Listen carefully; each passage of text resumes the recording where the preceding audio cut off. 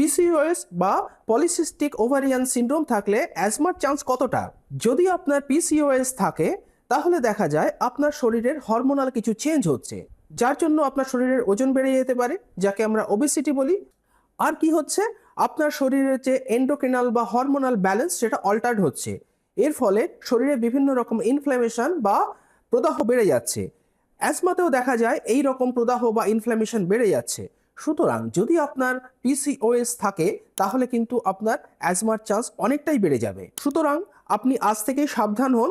যদি আপনার পিসিওএস থাকে অবশ্যই কিন্তু আপনি অ্যাজমার দিকটাও ভেবে দেখবেন। আপনি এরকম সমস্যার সম্মুখীন হলে কয়েকটা জিনিস আপনি বাড়ি করে দেখতে পারেন।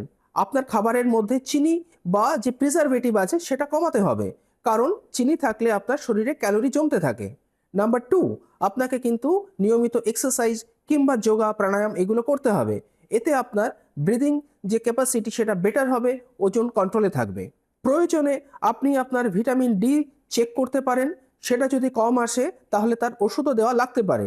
আপনি যদি নিয়মিত 10 থেকে 15 মিনিট সূর্যের আলোতে হাঁটেন তাহলেও কিন্তু শরীরে ভিটামিন ডি অনেকটাই তৈরি হবে।